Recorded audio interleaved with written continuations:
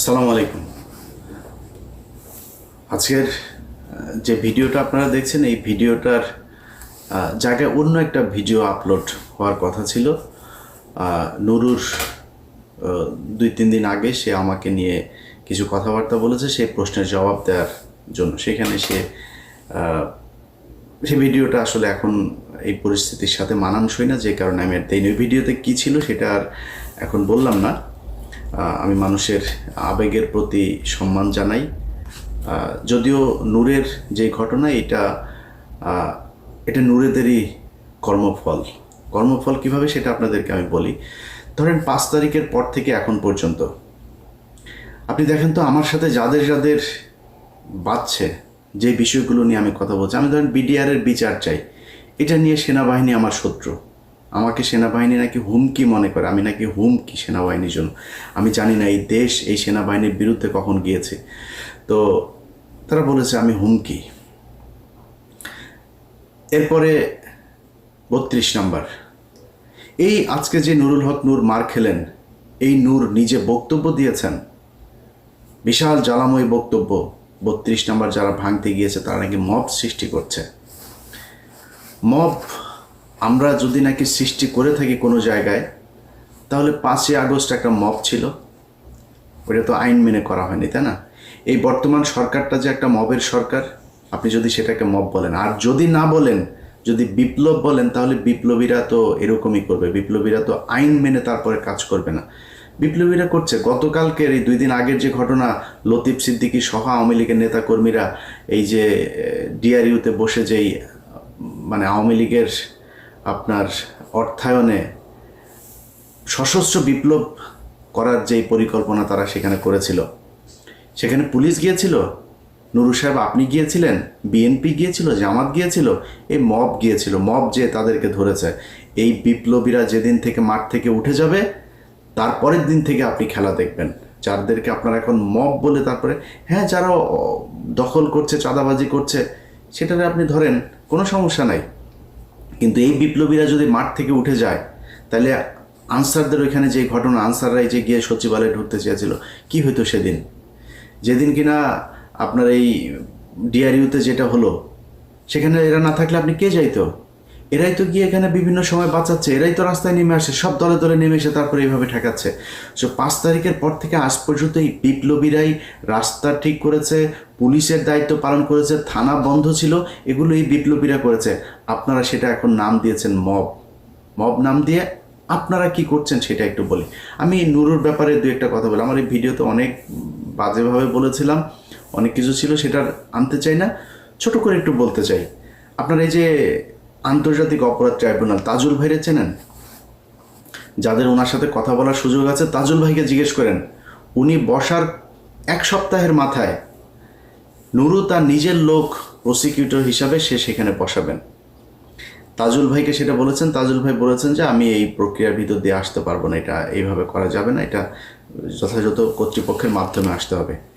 নুরু তাকে বলেছে লাথি দিয়া চেয়ার থেকে উঠাই দিবে।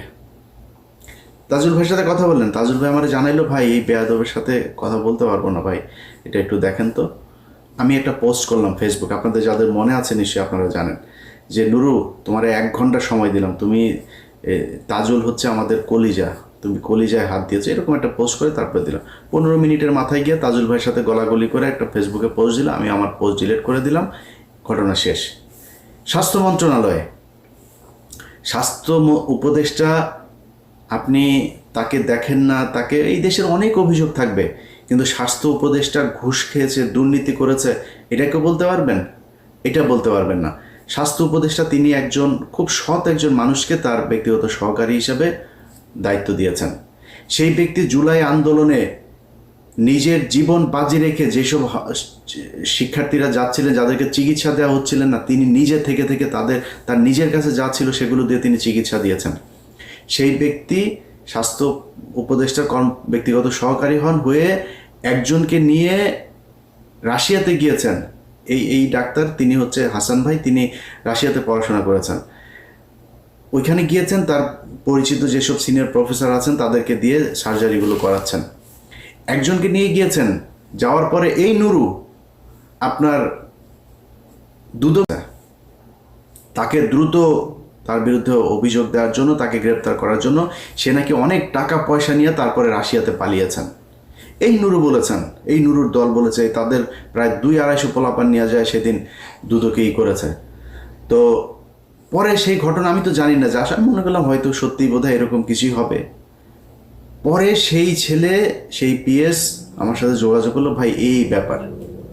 তো আমি সেটা বললাম, ভাই এটা যে সত্যি আপনি যে এরকম না, এটার প্রমাণ কি? বল ভাই আমি যাকে ট্রিটমেন্ট দিতে গেছি সে আপনাকে বক্তব্য দেবে। আমি সেই আহত সেই রোগীর সাথে আমি কথা বললাম, আপনারা সবাই তাকে চেনেন, যার পুরো ওই যে মুখায়ব যার মানে নষ্ট হয়ে গিয়েছে, সেই ছেলেটা। তার বক্তব্যটা শোনেন, সে কি বলেছে ওই ডাক্তারের ব্যাপারে। আমি তখন কামরা ভগবান এমনিতে সবাইকে দাদা নমস্কার ও অবশ্যই ভারতদের আসসালামু আলাইকুম। এই জুলাই আন্দোলনের শুরু হওয়া 5 আগস্টে সফল আহতদের নিয়ে যে ডাক্তার কাজ করেছেন, সেই ডাক্তার হচ্ছেন প্রাপ্তবয়স্ক কামরুজ্জামান ধরনের ব্যক্তিগত কর্মকর্তা ডাক্তার মাহমুদুল হাসান। ইনি আমাকে নিয়ে এপিসেশন গাইতে রাশিয়া আমার ছাত্র ছিলেন 1934 জন্য।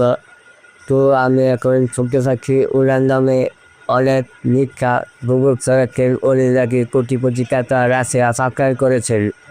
আবার শুনতে পেরেছি উনি নাকি বাংলাদেশে আসবেন না। তাই আমি তো দেখছি এখন উনি বাংলাদেশে আছে। কিছু চিকিৎসক থাকেন যারা মিথ্যা অপরাধ করেছেন। আমি চাই এসব দেশের এখন দেখতে বৈদিকাই যে তারা যেন একজন মানুষকে কাটিয়ে দিতে বরখাস্ত করার আগে যেন থেকে ঠিকমতো খুব সময় নিয়ে থাকতে হবে। কারণ এই কিছু দিকে সুখ করলাম তাহলে এটা আমাদের দেশের জন্য খুবই দুঃখজনক। এমনকি আসাম নামে ভাই অনেক ভালো মানুষ, উনি আমার সাথে ছিলেন প্রায় 1.5 মাসের মতো সেখানে। আমি দেখেছি উনি অনেকই ভালো মানুষ। আচ্ছা, এবার আপনারা চিন্তা করেন, একজন মানুষ যে কিনা জুলাইয়ের আহত যোদ্ধাদের করলো, আপনি একটা টেন্ডার আপনার পছন্দের লোকের দেবে না, এই জন্য আপনি তার বিরুদ্ধে এই ধরনের ব্লেম দিয়ে তারপরে মব সৃষ্টি করে সে এখন এই ডাক্তারকে দুদকের পক্ষ থেকে এখন দেশ থেকে নিষেধাজ্ঞা দেওয়া হয়েছে। নিজের স্বার্থের বাইরে গিয়ে আপনি একজন জুলাইয়ের যিনি নিজের রাস্তায় থেকে যিনি যুদ্ধ করেছেন সেই মানুষটাকে আপনি এইভাবে কষ্ট দিচ্ছেন আপনার ব্যক্তি স্বার্থের জন্য। এটাকে বলে মব। আমরা মব করি নাই। আমাদেরটা যদি এই পিলখানা হত্যার বিচার চাও যদি মব হয়, আমরা ওই ফেনীর 16 জন মানুষকে এখনও আটকে রাখা হয়েছে, এটা যদি মব হয়, এতগুলো আলেম এখন পর্যন্ত আটকে আছে, সেই মানুষগুলোকে ছাড়ানো যদি মব হয়, তাহলে আমরা মব করেছে। জিজ্ঞেস করেন নুরু সাহেব, আপনি তো রাজনীতিবিদ, আপনি এই দেশের মানুষের প্রধানমন্ত্রী, ভবিষ্যৎ প্রধানমন্ত্রী হবেন। আপনি যেদিন এই ফারাবি মুক্তি পেল, যান বাংলাদেশের মানুষ আপনাদেরকে ওপেন চ্যালেঞ্জ করলাম, যান ফারাবির কাছে যান, যে জিজ্ঞেস করেন ফারাবি তোমার মুক্তিতে এই বাংলাদেশে 5 তারিখের পর থেকে যখন দেখলাম আলেমদেরকে আটক রাখা হয়েছে, প্রতিটা আলেমের মুক্তিতে কোনো না কোনো জায়গায় এই আমার মতো মবকারীর ছোঁয়া আছে, যা খোঁজ নেন গা সেই আলেমদের কাছে। আমরা হচ্ছে মব সৃষ্টিকারী। নুরু আপনারা চিনেও না মনে হয়, এই যে জীবনে কোনোদিন কথাও বলেন নাই ফারাবি বের হয়েছে, গত সপ্তাহে বের হয়েছে। ফারাবির কাছে যা জিজ্ঞেস করেন নুরু জীবনে কোনোদিন 2 টাকা দিয়ে সাহায্য করেছে কিনা। আজকে সে আমাদেরকে বলে আমরা এখানে কাজ করে খাই, আমরা এখানে লেবার, এটা নিয়ে সে প্রশ্ন তুলে, আরে নুরু তোর পেটে পাড়া দিলে আমার পাঠানো টাকা এখনো পর্যন্ত তোর পেটের ভেতরে আছে। আমি একা না, এখানে হাজার হাজার আমেরিকানরা তোর টাকা পাঠিয়েছে, তুই তো আমাদের কষ্ট নাই তো, আমরা সারা জীবন টাকা পাঠায় তোর এই করতাম। এখন এসে আপনি সুশীল সেজে গেলেন, মব সৃষ্টিকারীদের বিরুদ্ধে কথা বলেন, আমাদেরকে মব সৃষ্টিকারী বানান, এভাবে করেছেন। এখন আমরা তো ভাই, আমি ইলিয়াস হুসাইন, আমি তো ভাই কোনো কোম্পানিতে যাই নাই, কোনো কোম্পানির ওরে রাখেন ওরে ছাড়েন এগুলি বলিনি। যে আওয়ামী লীগ করেছে আমরা তার পক্ষে তার বিপক্ষে দাঁড়িয়েছি। আপনারা যদি আমাদের কথা শুনতেন, আমরা সেনাবাহিনীর এই সেনাপ্রধানের বিরুদ্ধে কথা বলি নাই, সেনাপ্রধান যে কথা শোনে না, ডিজিএফআই যে এগুলো করে এগুলো আমরা বলি নাই। আপনারা তখন বলেছেন, এই নুরু বলেছে আমি নাকি দেশে বিশৃঙ্খলা, আমি আর পিনাকি দেশের বিশৃঙ্খলা তৈরি করতে চাই, তাই নাকি নুরুল হক নুরু? এখন যদি সেনাবাহিনী আপনার এত পীড়িতের লোক এখন মারছে, সেই সেনাবাহিনী আমরা বলেছি তো সেনাবাহিনী ঠিক করতে, করেন নাই তো আপনারা, এটা আপনাদের ফসল। একইভাবে প্রতিটা জায়গায় এখনো পর্যন্ত যেভাবে আওয়ামী লীগের লোকজনকে বিএনপি জামাত তাদের মতো এত মানবিক আমি এই দুনিয়ায় দেখিনি। আরে ভাই, আওয়ামী লীগ পালিয়েছে, আওয়ামী লীগের যা যা ফেলে গিয়েছে এগুলি আপনি এগুলির দাবিদার। তারা এই দেশের জনগণের টাকা পয়সা কামিয়ে এই সম্পদ অর্জন করেছে, এটা গনিমতের মাল। এই মাল আপনি খান, যেমনে পারেন খান, আমার কোনো সমস্যা নাই। সেই আওয়ামী লীগকে তারা আবার পুনর্বাসন করে। একজন বিদেশে ইন্ডিয়াতে বসে আছে, তার ব্যবসায়ী দুদিন আগে মিরপুরে শুনলাম, তার ব্যবসা এখন আরেকজন দেখভাল করেন, বিএনপির এক নেতা। কেন ভাই? তার ব্যবসা আপনি পুরো ব্যবসা নিয়ে নেন, আপনারা না করেন তো কেউ, আপনি তাদেরকে বাঁচাচ্ছেন। এইভাবে সারা দেশে আওয়ামী লীগকে বিএনপি, জামাত, এই গণ অধিকার পরিষদ, এনসিপি সবাই পুনর্বাসন করছে। যদি নাকি এই রাজনীতিবিদ শুয়োরের বাচ্চাদের যদি মিনিমাম কমন সেন্স থাকতো, তাহলে প্রথমে এসে এই দেশে পিলখানার বিচার চাইতো। একটা শুয়োরের বাচ্চা, কোনো শুয়োরের বাচ্চা দেখেন, কোনো যেই কটা রাজনীতি করে, কোনো শুয়োরের বাচ্চা যদি দেখেন আপনি কেউ এই করে আপনার এর বিরুদ্ধে পক্ষে কথা বলেছে, কেউ বলে নাই বিডিআরের পক্ষে। বিডিআরের মানুষগুলো এখনো পর্যন্ত, ভাই গত সপ্তাহের কথা বলি, একজন বিডিআর সদস্য আকুতি জানিয়েছেন তার স্ত্রী গত 16 বছর ছিল এইভাবে, এই 5 তারিখের পরে স্বপ্ন দেখেছে তার স্বামী ফিরে আসবে। 1 বছর হয়ে গেছে, ফিরে আসে না, এখন সে চলে যাবে। সে বলে না, আমি আর তোমার জন্য অপেক্ষা করতে পারবো না, তুমি এখন যেহেতু বের হইতে পারো না, আর জীবনে বের হইতে পারবে না। সেই লোক আকুতি জানিয়েছে, ভাই আমার স্ত্রীকে একটু বলেন আর কয়টা দিন অপেক্ষা করতে, আমি বের হয়ে যাব। আপনারা কথা বলেছেন, বিচার চান, এটা বিচার চাইতে পারেন না? এইটুক হ্যাডম যদি না থাকে তাহলে বালের রাজনীতি করার দরকারটা কি? আমি তো কিছু চাই নাই আপনাদের কাছে, এই দেশটাকে আওয়ামী মুক্ত করতে চেয়েছি, সেই জায়গায় আপনারা এখন নাই। আপনার সাথে আমি এক হব কেমনে? আজকে নুরুর যে ঘটনা, নুরুর এই ধরনের ঘটনা এর আগে ঘটে নাই, আমরা তার পক্ষে ছিলাম না। আমার ভিডিওতে পেছনে যান, 2019 সালে যান, 20 সালে যান, যাই দেখেন আমি ইলিয়াস নুরুর পক্ষে দাঁড়িয়েছি। সেদিন নুরু তোমার পক্ষে এই বাংলাদেশের কোনো মিডিয়া কথা বলে নেই। আমরা যারা বাইরে আছি, তারা আমার যারা শত্রু বাইরে আছে, তারাও তোমার পক্ষে কথা বলেছে। তোমার তাদের প্রতি এইটুক রেসপেক্ট রাখা দরকার, তুমি রাখতে পারো নাই। তুমি মাঝে মধ্যে আইসা খোঁচাখুচি শুরু করো। এই সব শেষ ঘটনা আপনাদেরকে বলি, দেশবাসীর জানা দরকার। যেদিন আফ্রিদির সাথে এই যে নতুন করে তার সাথে আমার বাঁধলো কেন শোনেন, আফ্রিদির বাপ যেদিন আটক হলো, আমরা সারা রাত জেগে খোঁজ রাখছি কোথায় কি হলো, কি হচ্ছে। পুলিশ, সিআইডি, ডিবি, মানে আফ্রিদিরে ধরার জন্য তার বন্ধু বান্ধবী এমন কোনো বাসা নেই, সব জায়গায় রেড দিচ্ছে। সারা রাত জেগে তারা কষ্ট করছে। ধরা খাওয়ার পরে নুরুল হক নুরু XYZ পুলিশের এক কর্মকর্তাকে ফোন দেন, ভাই ওনাকে ছেড়ে দেন। সবশেষ যখন তাকে রাখা হয়, নুরু তাকে ফোন দিয়ে বলে, আপনি কি ছাড়বেন নাকি আমি ঊর্ধ্বতনকে দিয়ে আপনাকে ফোন করাবো? আমি তখন সাথে সাথে জানার পরেই তারে ফোন দিলাম। ফোন দিয়ে বললাম, এই পাঞ্চ, তুই এরা ই করছিস কেন, এরা ই করলি কিসের জন্য? এরপরে রাশেদ আমারে ফোন দেয়। রাশেদের ফোন আর ধরিনি, তার একটা মেসেজ পাঠালাম, ভয়েস মেসেজ, আপনার এই চোর বাটপার স্যাচরে বলেন যে এখানে আওয়ামী লীগের লোকজনের বাঁচাইতে। তারা এখন ন্যারেটিভ তৈরি করেছে, আফ্রিদির বাপ তারা কি যাত্রাবাড়িতে গিয়ে মেরেছে, পাড়ার পো পাড়া, তোরে যে শেখ হাসিনা প্রতিটা মামলার যে 1 নম্বর আসামি, শেখ হাসিনা পিস্তল নিয়ে যায় কারো মারছে, মামলা এক্সিকিউট করে, প্ল্যানিং করে, এটা আলাদা আলাদা ধারায় তাদের ব্যাপারে শাস্তি হবে। বাংলাদেশের যত কজন আওয়ামী লীগ আছে, একদম নিচের শ্রেণীর কর্মী পর্যন্ত প্রতিজন হত্যা মামলার আসামি হবে, যার দায় যতটুকু। সাংবাদিক আসামি হবে, যেই ব্যবসায়ীরা বলেছে যে শেখ হাসিনার পাশে যে 3 তারিখ পর্যন্ত তারা পাশে থাকা, তাদের বিচার হবে, হইতে হবে। যার যতটুকু প্রাপ্য সেটুকু তার বুঝাইতে হবে। এখন আপনারা একজন টাকা দিবে, নঈম নিজামের কাছ থেকে যায় প্রতি মাসে মাসে বকেয়া আনতেন, আপনি বলেন এখন আমরা 5 কোটি টাকার জন্য মাই টিভি তো দখল করতে যায়, মাই টিভির মালিককে ধরাইতে গেছি। এরপরে তার সাথীর ছেলেরে ধরা হইলো। সাথীর ছেলেরে ধরানোর পরে এই যে নুরুর সাথে আমার যে ফোনে যে বাকবিতণ্ডা হচ্ছে না, আমি কিন্তু পাবলিক করি নেই, চুপচাপ আছি। আফ্রিদি ধরার পরে সে নিজে পোস্ট করে ফেলো। সে যে পোস্ট লিখেছে, সেই পোস্ট লিখতে মিনিমাম 2 ঘন্টা সময় লেগেছে। পোস্ট লিখে তারপরে সে জানান দিল যে আফ্রিদি এবং মাই টিভির পক্ষে সে। আরে বেটা, তুই আফ্রিদির খবর জানিস না? আফ্রিদি কি করেছে তুই জানিস না? আফ্রিদি গত সরকারের আমলে একটা ছবি থাকার কারণে ওই যে রাহির ব্যাপারে সে প্রশ্ন তুলেছে, রাহি ছাত্রলীগ করতো। রাহি ছাত্রলীগ যদি নাকি আফ্রিদির পায়ে ধরে যদি রাহি ছাত্রলীগ হয়, রায় তো বলেছে আমাকে জোর করে ছাত্রলীগ করানো হয়েছে, আমাকে দল করানো হয়েছে। যদি নাও করানো হয়, সে যদি করেও থাকে, তাহলে শেখ হাসিনার পায়ে ধরে যে তুই মাপ চাইলি, শেখ হাসিনার যে তুই মা বললি, তাহলে তুই কি? অতএব হিসাব করতে হবে নুরু ভাই।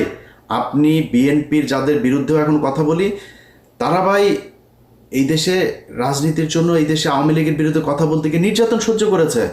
আপনি বিএনপিরে উড়ায় ফেলতে পারবেন? বিএনপির লক্ষ লক্ষ মানুষ এই আওয়ামী লীগের বিরুদ্ধে শেষ পর্যন্ত তাদের পক্ষে আসে নাই। জামাত ইসলামের লোক তাদের পক্ষে আসে, জামাত ইসলামের আমিরের পর্যন্ত আমি ছাড়ি নাই। আমার এত সম্মানিত লোক, আমি তারা ছাড়ি নাই। সন্তোষ শর্মাকে তারা দাওয়াত দিয়েছে। আমি সেই জায়গায় যুদ্ধ করি ভাই। আমার নিয়ে এইসব চাঁদামাজি মাদামাজি এগুলি বলে লাভ নেই। আপনি যা মন চায় বলেন, চাঁদাবাজি করলে সেগুলি তো ভোগ করবো, তাই না? দেখবেন তো টুডে টুমোরো পাবেন না কোনো জায়গায়। সো আপনি মাই টিভি থেকে 5 কোটি টাকা চাঁদা আনতে গিয়েছি, তারপরে মাই টিভি অর্ধেক শেয়ার চেয়েছি। আরে বেটা, মাই টিভির শেয়ার চাইতে হয় আমার? আমি মাই টিভির শেয়ার চাও? মাই টিভির চেয়ে বড় বড় টিভির শেয়ারের জন্য আমার পিছনে ঘুরে আমি শেয়ার নেই নাই, আর তুই মাই টিভির শেয়ারের জন্য আমি পিছনে পিছনে। আমি কোনো কোম্পানি, কোনো প্রতিষ্ঠান, বহু কোম্পানি প্রতিষ্ঠান আমার এই করার জন্য, পার্টনারশিপে নেওয়ার জন্য 5 তারিখের পর থেকে সবাই বলছে মাপ চাই, দোয়া চাই। আমি এইসব এই টাকা পয়সার এই লেনদেনে যাইতে পারবো না।